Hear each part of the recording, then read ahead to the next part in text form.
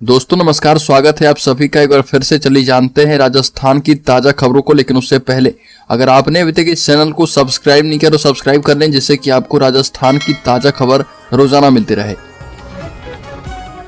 सबसे पहली खबर, दिया कुमारी ने राजस्थान में 50 मॉडल आंगनबाड़ी केंद्र तैयार करने के दिए निर्देश। राजस्थान की उप मुख्यमंत्री एवं महिला एवं बाल विकास मंत्री दिया कुमारी ने प्रथम 100 दिवस की कार्य योजना के तहत प्रदेश में 50 मॉडल आंगनबाड़ी केंद्र तैयार किए जाने के निर्देश दिए हैं। दिया कुमारी को शासन सचिवालय में विभाग की समीक्षा बैठक में अधिकारी को ये निर्देश दिए हैं और कहा कि प्रत्येक जिले में एक आंगनबाड़ी केंद्र मॉडल केंद्र के रूप में विकसित किया जाए। अगली खबर, राजस्थान के पेंशन धारकों के लिए काम की खबर। 31 जनवरी तक करवाएं सत्यापन। बता दें कि राज्य के बांसवाड़ा जिले में 80,000 से अधिक पेंशन लाभार्थी के लिए राहत की खबर है। ये लाभार्थी अब अपना सत्यापन आगामी 31 जनवरी तक करवा पाएंगे।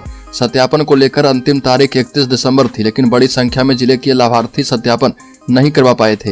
वहीं प्रदेश के कई जिलों में यह संख्या लाखों में पहुंच रही थी। आमजन की इन समस्याओं को देखते हुए सरकार ने तारीख बढ़ाने का कदम उठाया और इससे लोगों को राहत हुई है।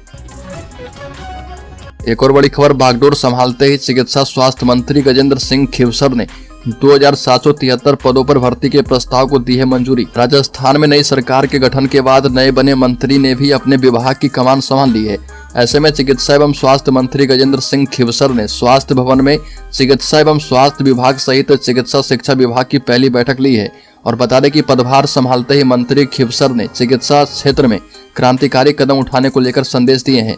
और चिकित्सा मंत्री खीवसर ने पहली बैठक में राष्ट्रीय स्वास्थ्य मिशन NHM के तहत वर्ष 2022-23 में संविदा नर्स, महिला स्वास्थ्य कार्यकर्ता, CHO के पदों में 2713 पदों की बढ़ोतरी कर दी है और ये सभी पद बहाली किए जाएंगे। अगली खबर, पाली में 112 इमरजेंसी रिस्पांस व्हीकल किए गए तैनात। इमरजेंसी में लोगों को मिलेगी मदद। बता दें कि पाली जिले में पुलिस गश्त को बेहतर बनाने के लिए और किसी भी वारदात या घटना की सूचना पर तुरंत पुलिस को मौके पर पहुंचने के लिए तत्कालीन सरकार की ओर से प्रदेश में बजट घोषणा के तहत 112 इमरजेंसी रिस्पांस व्हीकल देने की घोषणा की गई थी। इसके तहत राजस्थान पुलिस मुख्यालय की ओर से पाली जिले को भी 10 इमरजेंसी रिस्पांस व्हीकल मिले हैं। अब आम जनों को किसी भी प्रकार की घटना की सूचना देने के लिए मुश्किलों का सामना नहीं करना पड़ेगा। अगली खबर, उपचुनाव में भाजपा की हार पर कांग्रेस की चुटकी। सरकार मंत्री बना सकती है, विधायक नहीं। राजस्थान में भाजपा की नई नवेली सरकार को बने 1 महीना भी नहीं हुआ कि उसका एक मंत्री हार गया और मंत्री बनने के 10 दिन में ही भजनलाल मंत्रिमंडल के एक मंत्री का इस्तीफा भी हो गया। वो मंत्री है सुरेंद्र पाल सिंह टीटी। और ऐसे में भाजपा की हार पर कांग्रेस में खुशी का माहौल है और इसका कारण है कि प्रदेश में कांग्रेस की एक और सीट बढ़ गई। इधर राजस्थान कांग्रेस ने उपचुनाव में हुई जीत के बाद बीजेपी पर तंज कसते हुए कहा कि सरकार मंत्री बना सकती है, विधायक नहीं। अगली खबर, राजेंद्र राठौर और सतीश पूनिया लड़ेंगे लोकसभा चुनाव। इस बार नए चेहरों पर दांव लगाएगी बीजेपी। राजस्थान समेत 3 राज्य में प्रचंड जीत के बाद अब भाजपा जो है लोकसभा चुनाव के लिए उत्साहित नजर आ रही है। लोकसभा चुनाव को लेकर पार्टी में बड़े स्तर पर कसरत जारी है। राजस्थान की 25 लोकसभा सीटों को एक बार फिर से फतह करने की तैयारी में भाजपा जुट गई है। हालांकि इस बार कई नए चेहरे लोकसभा चुनाव लड़ते नजर आ सकते हैं। दरअसल विधानसभा चुनाव में भाजपा ने टिकट बंटवारे के लिए कई नए प्रयोग किए हैं जो काफी हद तक सफल भी रहे और अब ऐसा ही प्रयोग करने वाली है। और बता दें कि राजेंद्र राठौर और सतीश पूनिया इस बार लोकसभा का चुनाव लड़ेंगे। एक और बड़ी खबर, राजस्थान में आरएएस भर्ती परीक्षा को लेकर सत्याग्रह। आरयू के गेट में बैठे छात्र। राजस्थान में आरएएस भर्ती परीक्षा को स्थगित करवाने की मांग को लेकर लंबे समय से प्रयास कर रहे हैं जयपुर के छात्र। जयपुर में आरएएस भर्ती परीक्षा के अभ्यर्थी का अब धैर्य खत्म हो चुका है।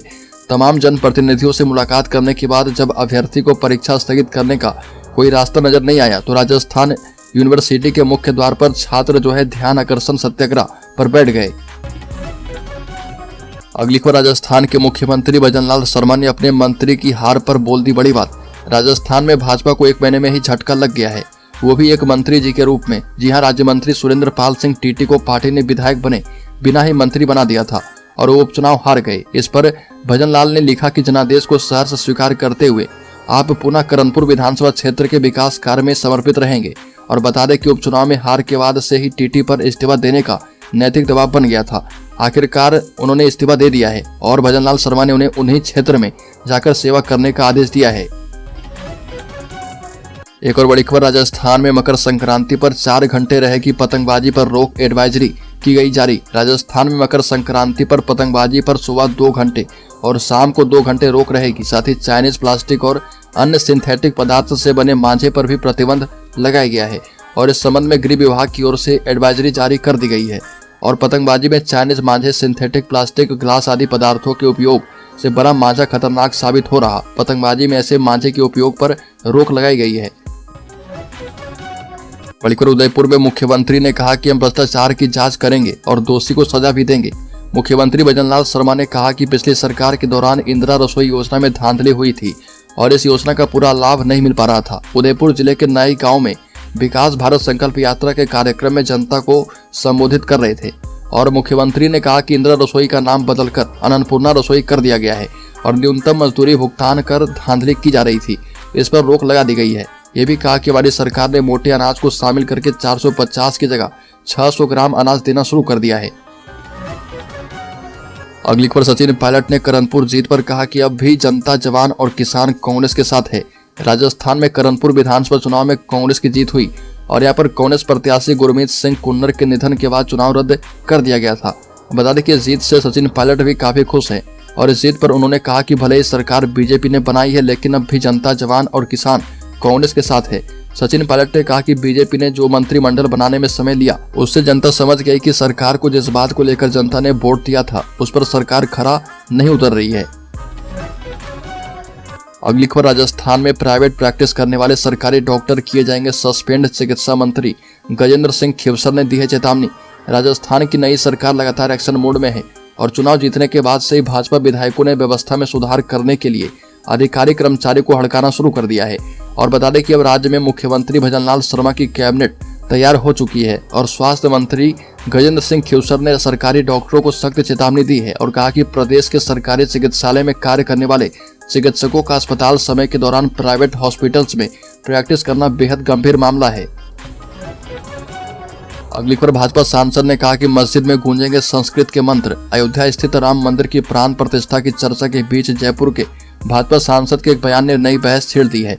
जयपुर शहरी लोकसभा सीट के भाजपा सांसद रामचरण बोहरा ने अजमेर स्थित ऐतिहासिक 2.5 दिन का झोपड़ा के बारे में कहा कि अब वो दिन दूर नहीं जब इस मस्जिद में संस्कृत के मंत्र गूंजेंगे। भाजपा सांसद के इस बयान से राजस्थान की सियासत गर्मा गई है। कांग्रेस की ओर से पूर्व मंत्री प्रताप सिंह खाचरियावास ने पलटवार करते हुए कहा कि ऐसे बयान देने वाले सांसद को जनता जानती है। अगली खबर, पीएम मोदी के करीबी आईएएस गुप्ता संभालेंगे भजनलाल का सीएमओ। गुजरात से आएंगे राजस्थान, केंद्र ने दी है मंजूरी। राजस्थान में ब्यूरोक्रेसी का कंट्रोल बटन अब सीधे प्रधानमंत्री मोदी के हाथों में होगा। गुजरात में मोदी से खास bureaucrat ACS JP Gupta Rajasthan में मुख्यमंत्री भजनलाल शर्मा का सीएमओ संभालने जा रहे। केंद्र सरकार ने इनकी प्रतिनियुक्ति को मंजूरी दे दी है और 15 जनवरी को रिलीव किया जा रहा। जेपी गुप्ता और मुख्य सचिव सुधांशु पंत एक ही बैच के आईएएस अधिकारी हैं। गुप्ता फिलहाल गुजरात में वित्त विभाग की कमान संभाल रहे और उन्हें प्रधानमंत्री का बेहद नजदीकी अफसर माना जाता है। बड़ी खबर, भजनलाल सरकार ने दिया बड़ा तोहफा। स्वास्थ्य विभाग में 9,890 पदों पर करवाएगी भर्ती।